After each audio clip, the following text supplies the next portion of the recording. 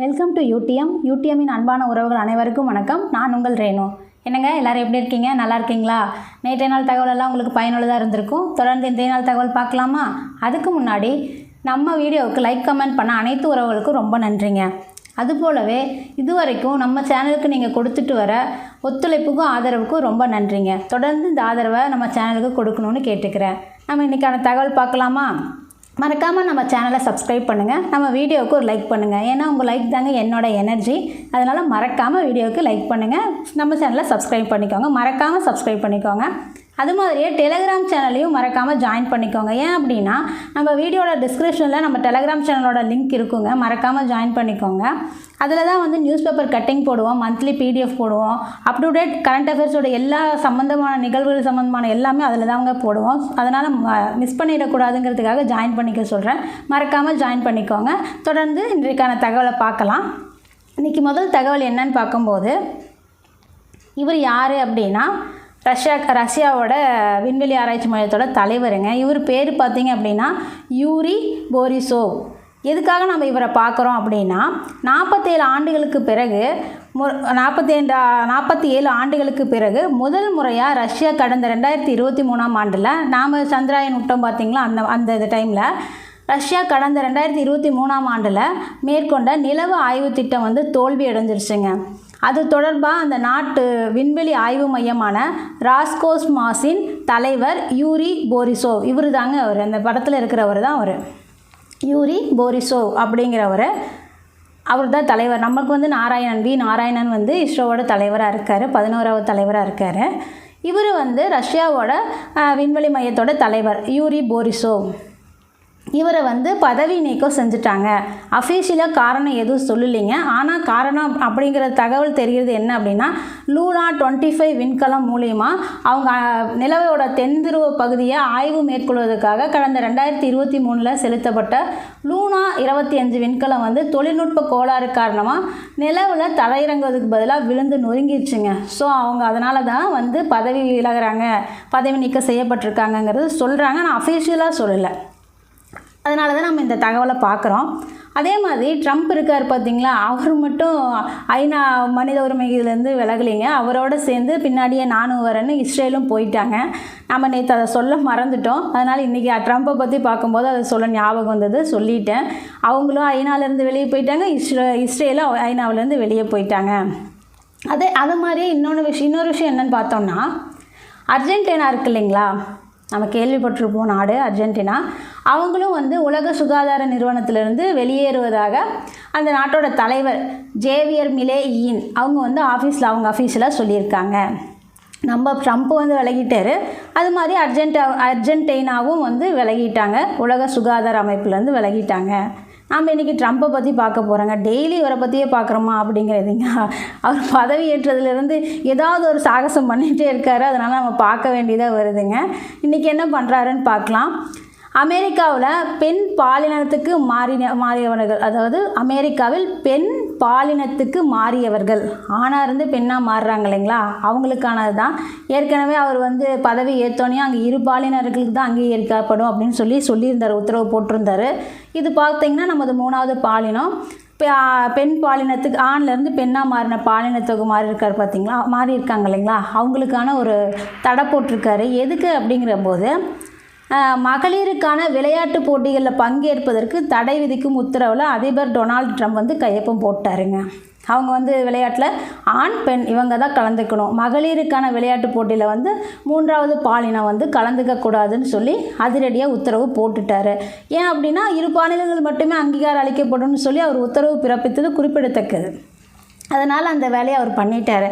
அது மட்டும் இல்லைங்க, என்ன அப்படின்னா 2028 ஒலிம்பிக் போட்டி இருக்கு இல்லைங்களா, எதுக்காக இப்போ அந்த தடையை அவர் சொல்லி கையெழுத்து போட்டிருக்காருன்னா, 2028 கோடைக்கால ஒலிம்பிக் போட்டி வந்து அமெரிக்காவில் லாஸ் ஏஞ்சல்ஸ் அப்படிங்கிற நகரில் நடைபெற இருக்கிற நிலையில் ட்ரம்ப்போட இந்த உத்தரவு பார்த்திங்கன்னா முக்கியமாக பார்க்கப்படுது.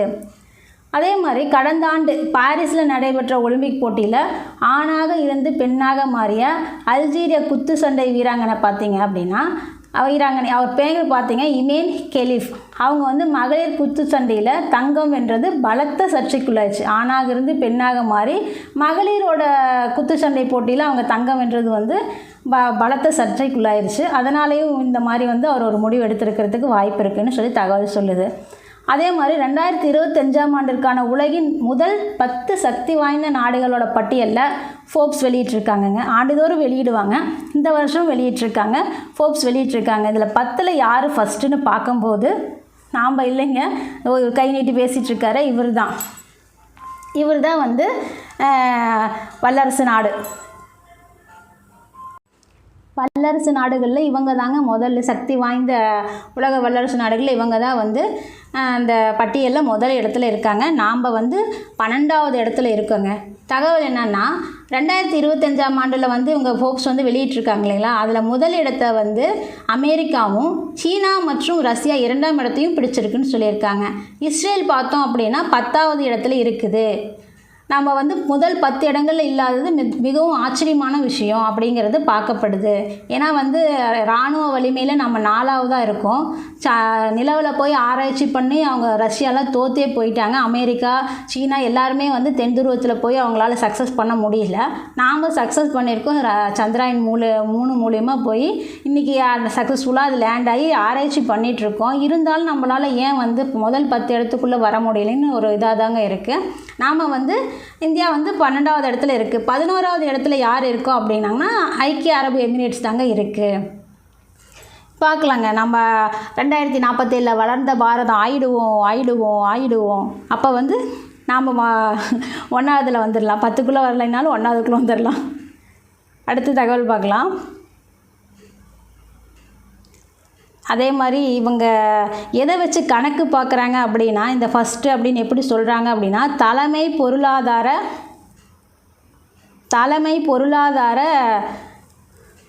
பொருளாதார செல்வாக்கு, அரசியல் செல்வாக்கு, வலுவான சர்வதேச கூட்டணி மற்றும் இராணுவ வலிமையை வச்சு தான் இந்த ஃபோர்ப்ஸ் வந்து இதை யார் ஃபஸ்ட்டு செகண்டு அப்படிங்கிறத சொல்கிறாங்க.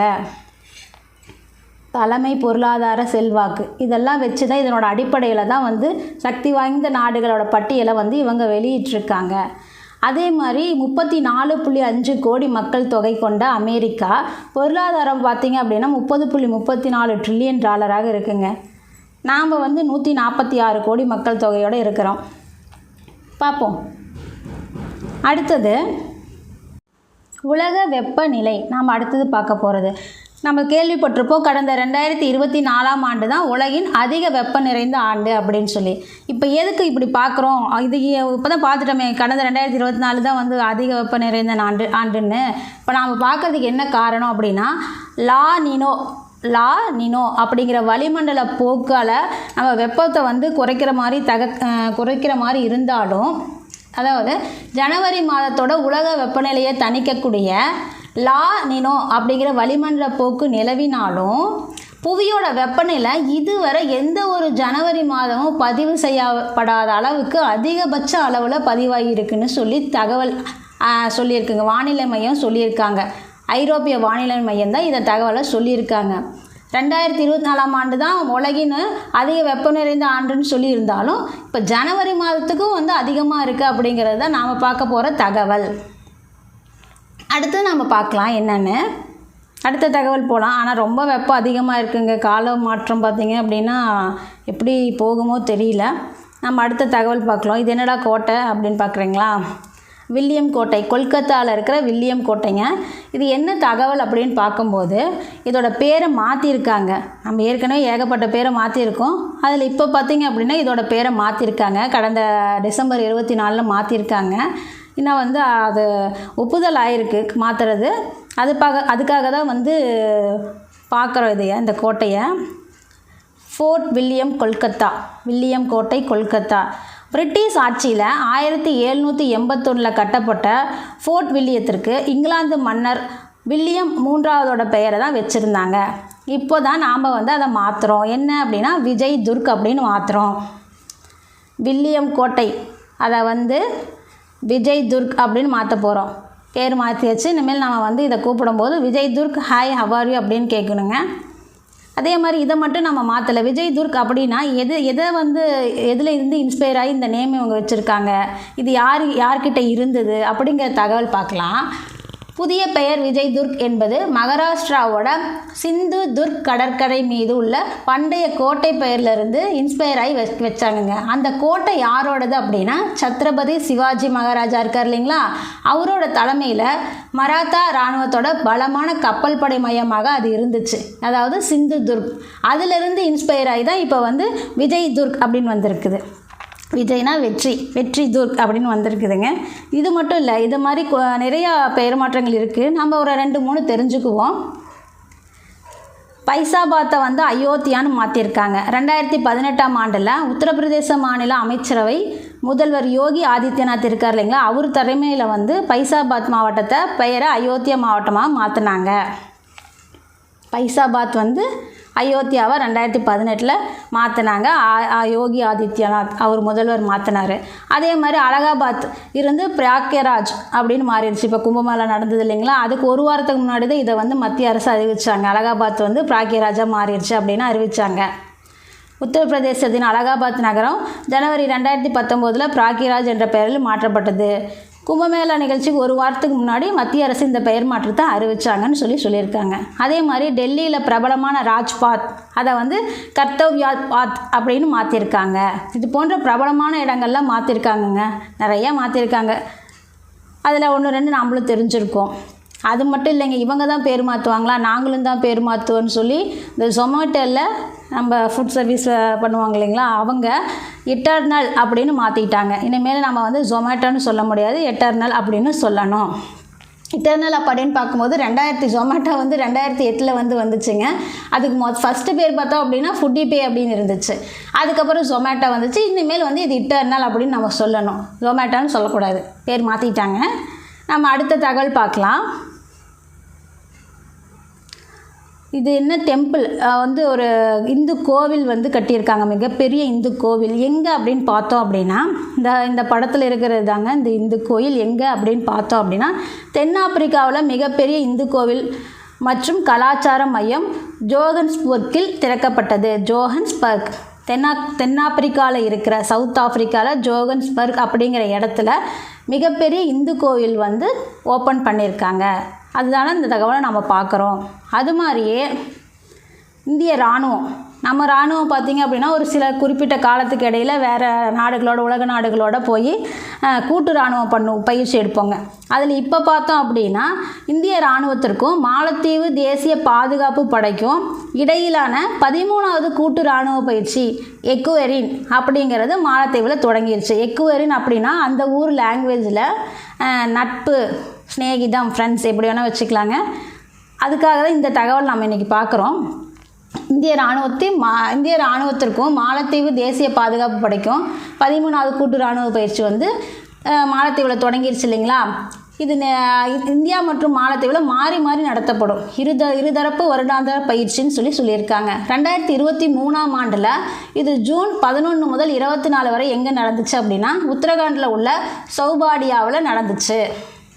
இப்போ இங்கே மாலத்தீவில் நடக்குதுன்னு சொல்கிறாங்க. அதனால் நம்ம இந்த தகவலை பார்க்குறோம். அது மாதிரியே ஒருத்தருக்கு விருது கிடச்சிருக்கு. அது என்ன விருதுன்னு பார்க்கலாம். இவர் யார் அப்படின்னா மனோஜ் சின்ஹா ஜம்மு காஷ்மீரோட கவர்னருங்க. அவருக்கு ஒரு விருது கொடுத்துருக்காங்க. என்ன அப்படின்னா, எதுக்கு அப்படின்னா அமைதி மற்றும் நல்லிணக்க விருது. யார் பேர்லனா மகாராஜா ஹரிசிங், ஜம்மு காஷ்மீரோட கடைசி மன்னருங்க. அவரோட பேரில் அவர் நாட்டுக்காக எவ்வளவோ பாதுகாக்கிறதுக்கு முயற்சி பண்ணியிருப்பார், நல்லது பண்ணியிருப்பார் இல்லைங்களா. அந்த அமைப்பில் மனோஜ் சின்ஹாவும் நம்ம ஜம்மு காஷ்மீருக்கு நல்லது பண்ணியிருக்காங்க, அவரோட கடமையை சரியாக செஞ்சுருக்காரு, அமைதியாகவும் நல்லிணக்கத்தோடு இருக்கிறாரு அப்படிங்கிறதுக்காக மனோஜ் சின்ஹாவுக்கு மகாராஜா ஹரிசிங் அமைதி மற்றும் நல்லிணக்க விருது 2025க்கு கொடுத்துருக்காங்க ஜம்மு காஷ்மீர் அரசு. நம்ம அடுத்த தகவல் பார்க்கலாம். ஆந்திராவோட கர்னூல் பகுதியில் ட்ரோன் சிட்டி உருவாக போகுதுங்க. இந்தியாவோட முதல் ட்ரோன் சிட்டி தான் இந்தியாவோட முதல் ட்ரோன் சிட்டி எங்கே அமைய போகுதுன்னா ஆந்திராவில் கருடா ஏரோஸ்பேஸ் அப்படிங்கிற நிறுவனம் தான் இதை தயாரிக்க போகிறாங்க. இதோட முதலீடு பார்த்தோம் அப்படின்னா 100 கோடி கிட்டத்தட்ட இருக்குங்க. நமக்கு எல்லாருக்கும் ட்ரோன் தெரியும். ட்ரோனோட இம்பார்ட்டன்ஸ் நமக்கு நல்லா தெரியும். ஏன்னா நம்ம எவ்வளோ நிகழ்ச்சிகளில் பார்த்துருப்போம். ஸ்கூல் ஆனுவல் டேயில் பார்த்துருப்போம், மேரேஜ் ஃபங்க்ஷன்ஸில் பார்த்துருப்போம், பெரிய பெரிய மாநாடுகள் எல்லாம் பார்த்துருப்போம். இங்கே எல்லாமே வந்து நமக்கு பார்க்கும்போது நமக்கு இது முக்கியத்துவம் என்னன்னு தெரிஞ்சிருக்கும். அதனால தாங்க வந்து நமக்கு ஆந்திராவில் இந்த ஃபேக்ட்ரி வந்து வைக்க போகிறாங்க, நிறுவனம் வரப்போகுது. அது எதுக்காக அப்படின்னா ட்ரோன் மேனுஃபேக்சரிங் பண்ணுறது, சர்வீஸ் பண்ணுறது, ரிசர்ச் பண்ணுறது, அந்த ட்ரோன் சம்மந்தமான எல்லாமே ஒரு ஹப்பு மாதிரின்னு வச்சுக்கோங்களேன். அதுக்குண்டான எல்லாமே பண்ணுறதுக்காக தான் அங்கே வந்து சந்திரபாபு நாயுடு அவர்கள் வந்து அங்கே வந்து இதை நிறுவனத்துக்காக இடம் கொடுத்துருக்காரு. இதிலேருந்து நம்ம பார்க்குறது என்ன அப்படின்னா இந்தியாவிலேயே ஃபஸ்ட்டு ட்ரோன் சிட்டி எங்கே அப்படின்னா ஆந்திரா. நம்ம அடுத்த தகவல் பார்க்கலாம். மொத்த வரி வருவாய் பார்க்க போகிறோம். பட்ஜெட் பார்த்துட்ருக்கோம் இல்லைங்களா, அதில் வந்து இன்றைக்கி பார்க்க போகிறது மொத்த வரி வருவாய். 2025-26 நிதியாண்டில் மொத்த வரி வருவாய்ன்னு பார்க்கும்போது ₹42.70 லட்சம் கோடியாக இருக்கும்னு மத்திய பட்ஜெட்டில் சொல்லியிருக்காங்க. ஒரு மதிப்பு போட்டிருக்காங்க 2025-26க்கு. இதுவே நடப்பு ஆண்டில் 24-25க்கு 38.40 லட்சம் கோடியாக 38.40 லட்சம் கோடியை விட அடுத்த வருஷத்தில் 11% அதிகமாகும்னு சொல்லி எதிர்பார்க்கப்படுறது மதிப்பீடு போட்டிருக்காங்க. அதில் தனிநபர் வருமான வரின்னு பார்க்கும்போது 2025-26க்கு ₹14.38 லட்சம் கோடின்னு சொல்லியிருக்காங்க. நிறுவன வரி வருவாய் கம்பெனி சைட்லேருந்து வர வரி பார்த்திங்கன்னா 10.82 லட்சம் கோடியாக இருக்குன்னு சொல்லியிருக்காங்க.